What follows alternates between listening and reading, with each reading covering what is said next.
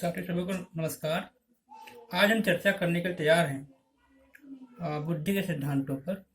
इसी में एक सिद्धांत हमारा है बहुबुद्धि का सिद्धांत। इसके जनक जो हैं हार्वर्ड गार्डनर हैं। उन्होंने 1983 में इसका प्रतिपादन किया। गार्डनर के अनुसार किसी भी बालक की बुद्धि में 7 प्रकार की बुद्धियां पाई जाती हैं, लेकिन बाद में इन्होंने 1998 में 8वां प्रकार प्रकृतिवादी या इसी को हम प्रकृति बुद्धि बताया गया तथा सन 2000 में एक और प्रकार अस्तित्ववादी बुद्धि बताया, जिससे वर्तमान में इस सिद्धांत में बुद्धि के 9 प्रकार हैं। गार्डनर ने अपनी जो पुस्तक लिखी उस पुस्तक का नाम है frame of mind the theory multiple intelligence. पुस्तक का पुनः एक बार नाम frame of mind the theory multiple intelligence में काफी विस्तृत पूर्वक इस सिद्धांत को बताने का प्रयास किया है। शाब्दिक जो पहला है शाब्दिक या इसी को हम भाषाई बुद्धि कहते हैं, जिन्हें भाषा का सही तरह से ज्ञान हो वह इस श्रेणी की बुद्धि में आता है, जैसे कवि, वकील, लेखक, पत्रकार, व्याख्याता आदि। दूसरा है स्थानिक बुद्धि। जिन व्यक्तियों में दृश्यात्मक संचार अर्थात प्रत्यक्षीकरण की क्षमता अधिक हो वो स्थानिक बुद्धि के अंतर्गत आएंगे, जैसे मूर्तिकार, चित्रकार, सर्वेक्षण अधिकारी आदि। तीसरा है तार्किक या इसी को हम गणितीय बुद्धि कहते हैं,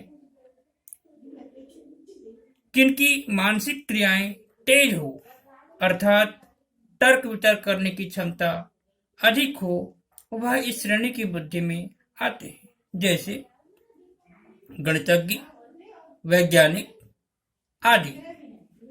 चौथा है शारीरिक गतिज बुद्धि।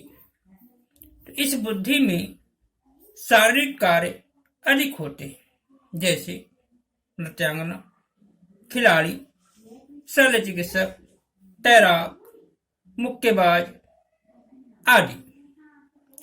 पांचवा है अंतर्व्यक्तिक बुद्धि। अंतर्व्यक्तिक बुद्धि अन्य बुद्धि दूसरों के मनोभावों को पहचानना,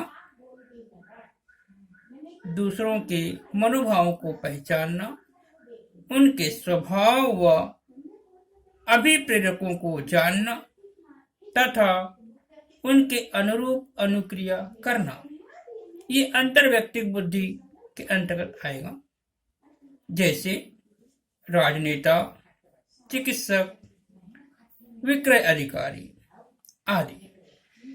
अंतर्वैचार अंतर्व्यक्ति इसी को हम अंतराव्यक्तिक बुद्धि कहते हैं। आत्मन बुद्धि के नाम से भी जानते हैं इसको। स्वयं की क्षमता, कमियों, इच्छाओं व बुद्धियों को जानने की योग्यता अंतराव्यक्तिक बुद्धि या आत्मन बुद्धि है, जैसे योगी, संत आदि। अगला है संगीतात्मक बुद्धि। यह बुद्धि कुछ ही व्यक्तियों में होती है, जिन व्यक्तियों को लाभ व गति के साथ ध्वनियों व स्वरों को निकालना तथा ध्वनियों की गति, लय, आरोह आदि का ज्ञान हो, जैसे संगीतकार। संगीतकार में देख लें हम लता मंगेशकर को देख लें, सोनू निगम को देख लें तथा वाद्य यंत्र को बजाने वाला आदि। अगला है प्राकृतिक बुद्धि। प्रकृति को जानने व पहचानने की क्षमता, पर्वतों के ऊपर चढ़ना तथा अधिक से अधिक पेड़ पौधों को लगाना व प्रकृति के बीच अधिक से अधिक समय बिताना, जैसे किसान, जीव वैज्ञानिक, वनस्पति वैज्ञानिक आदि आदि। अगला है अस्तित्ववादी बुद्धि।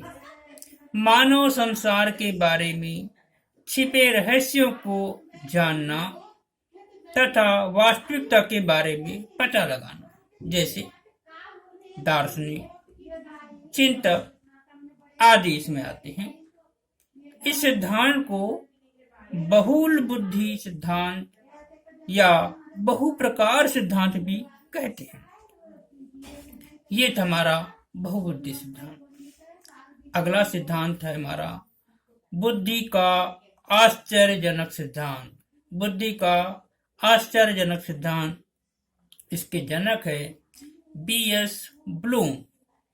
ब्लूम का मानना है कि बुद्धि जैसे जैसे कोई चीज होती है या नहीं, ऐसी को कह सकते हैं। ब्लूम का मानना है बुद्धि जैसी कोई चीज होती ही नहीं है, इसे बुद्धि का अनोखा सिद्धांत। बुद्धि के बारे में ब्लूम ने बहुत अच्छी बातें कही। ब्लूम मानते हैं, ब्लूम कहते हैं, B.M. ब्लूम बहुत बड़े विचारक हैं, मनोवैज्ञानिक हैं। उन्होंने कहा कि बुद्धि जैसी कोई चीज होती ही नहीं है, ऐसा इनका मानना है। इसे बुद्धि का अनोखा सिद्धांत कहा। एक और सिद्धांत हमारा है, उसको हम लेवल 1 या लेवल 2 के सिद्धांत के नाम से जानते हैं, और इसके प्रतिपादक या इसके जनक प्रोफेसर जॉनसन है। लेवल 1 का अर्थ है प्राथमिक बुद्धि, जो वंशानुक्रम पर आधारित होती है।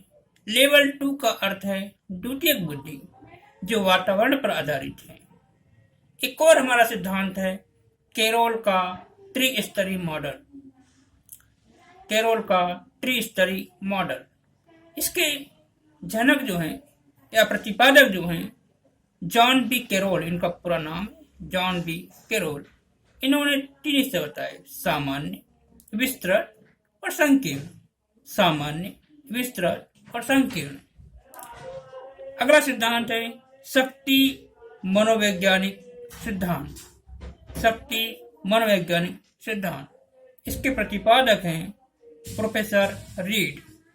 मनुष्य के मस्तिष्क में अनेक शक्तियां हैं, जैसे निर्णय लेना, स्मरण करना आदि होती हैं। इन्होंने मस्तिष्क में कुल 30 शक्तियां बताई, जिनमें से बुद्धि भी एक शक्ति है। अगला सिद्धांत है त्रिचापी सिद्धांत। इसके जनक या इसके प्रतिपादक रॉबर्ट स्टर्नबर्ग। रॉबर्ट स्टर्नबर्ग हैं।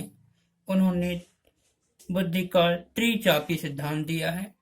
इस सिद्धांत को त्रिघटकी सिद्धांत भी कहते हैं, व इसे हम त्रितंत्री सिद्धांत भी कहते हैं। और ये 1985 में दिया गया सिद्धांत को।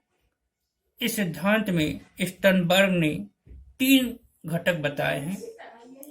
नंबर 1 घटकी, या इसी को हम विश्लेषणात्मक बुद्धि कहते हैं। ये क्या है? इस बुद्धि द्वारा व्यक्ति किसी समस्या का समाधान करने के लिए सूचनाओं का विश्लेषण करता है। नंबर 2 अनुभविक, या इसी को हम सृजनात्मक बुद्धि कहते हैं, क्रिएटिविटी इंटेलिजेंस कहते हैं। ये क्या होती है? बुद्धि अपने सभी पूर्व अनुभवों को ध्यान में रखते हुए नवीन कार्य की योजना बनाती है। तीसरा है सांदर्भिक, या इसी को हम व्यवहारिक बुद्धि कहते हैं, या इसी को हम प्रैक्टिकल इंटेलिजेंस कहते हैं। ये क्या होती है? इस बुद्धि में व्यक्ति अपने दिन प्रतिदिन के जीवन में आने वाली समस्याओं का समाधान करता है। व्यक्ति की बुद्धि 3 घटकों की सहायता से सभी कार्यों को संपन्न करती है, ऐसा रॉबर्ट स्टर्नबर्ग का मानना है। अगला सिद्धांत है प्रतिदर्श, या इसी को हम न्यायादर्श, या इसी को हम वर्ग घटक का सिद्धांत भी कहते हैं। इसके प्रतिपादक या इसको देने वाले जो है या इसके जनक जो हैं जे थॉमसन, जो कि रहने वाले अमेरिका के हैं, इन्होंने दिया है। इसलिए सिद्धांत को हम प्रवर्तक जो हैं थॉमसन सिद्धांत के नाम से भी जानते हैं।